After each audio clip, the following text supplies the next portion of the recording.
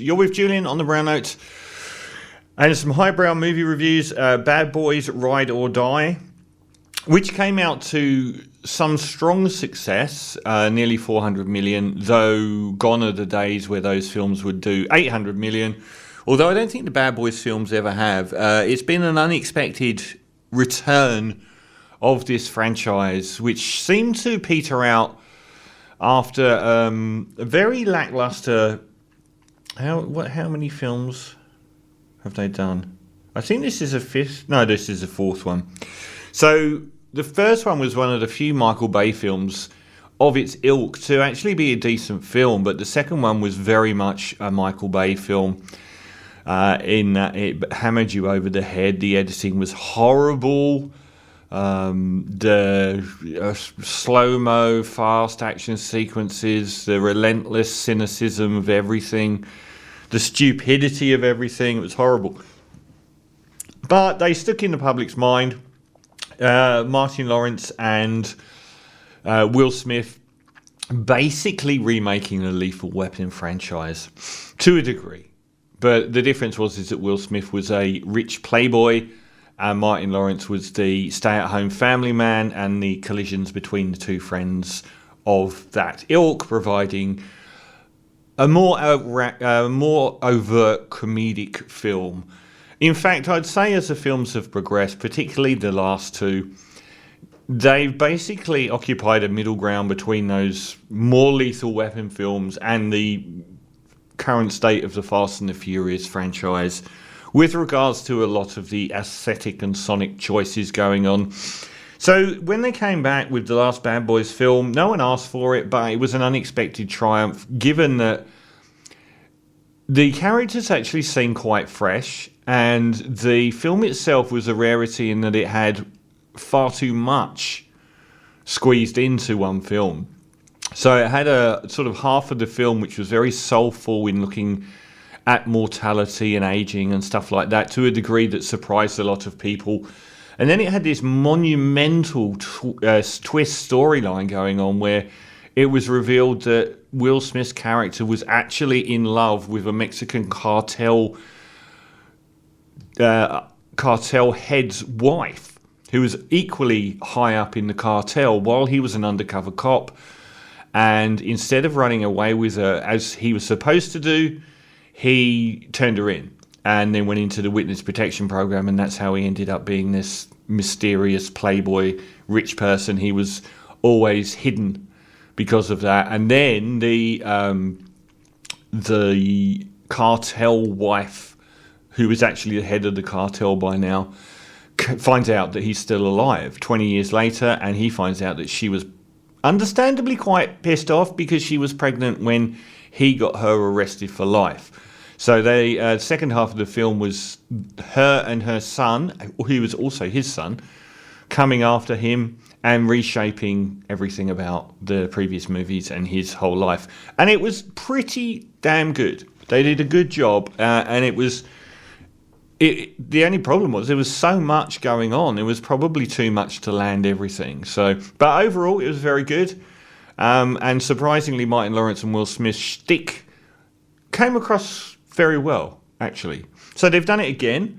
The caveat this time is that Will Smith delivered the slap heard around the world in between.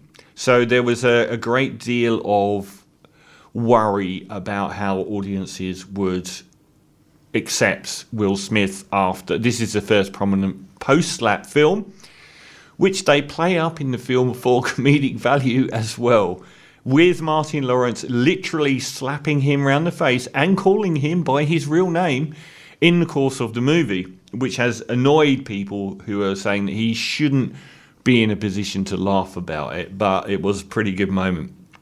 And most of the previous people, even these low-rent people like DJ Khaled, pop up again, the new team pop up again.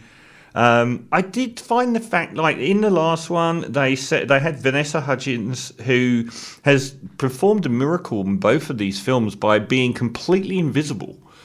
I just don't even really remember her speaking in either film, but she's one of the main characters. But Will Smith and Paula Nunes, who was a high-ranking female cop, was his love interest in the last one. This one opens with Will Smith marrying some complete non-entity who you don't really see speak in the film, which is completely bizarre. And it does open in quite an interesting manner because we get Will Smith's wedding to the character. I don't even know what her name is, to be honest. She was so in the background in the movie and not particularly interesting, unlike the Nunez character, who was hugely interesting. So I don't know what happened there. But he has a wedding at the start and Martin Lawrence has a heart attack. And the way they handle that is quite fascinating because he actually goes into like the realm of the dead and meets up with their chief. I can't remember the actor, but their chief who was killed in the previous movie by a sniper. Actually, Will Smith's son. He was killed and he's in the underworld and has a chat with Martin Lawrence. And there are these supernatural elements to it. Martin Lawrence comes out of his heart attack believing himself to be invincible because he's been told that it's not his time and so on. And some of the stuff in that underworld sequence actually transpires throughout the movie, which is very odd. But unlike the previous film, there's no ambition in the story this time. It really does go back to... One thing this franchise has done well in the last two films is it's done the unspeakable, which is retrofit the past, but done so in a way that makes the past much more interesting. So this time around, their beloved captain who died in the previous film is set up by the cartels or people analogous to them as being corrupt.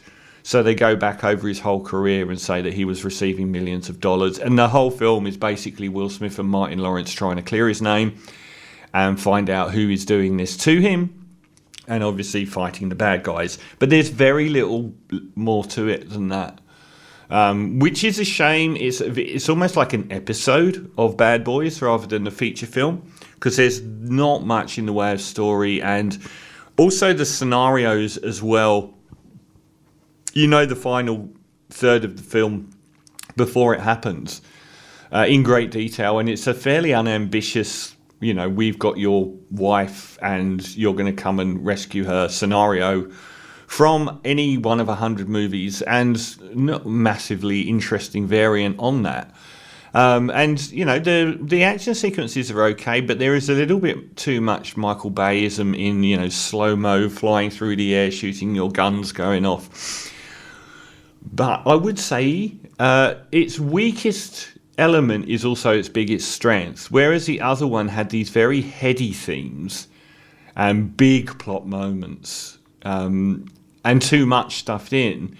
This gets much more directly into the narrative very, very quickly, and there's nothing burdening it on any side to stop that narrative flow. It's just a very standard action film, and the plus points are Martin Lawrence and Will Smith are very, very good together in it and very amusing at times. Not many of the other characters stood out, but weren't bad. Trying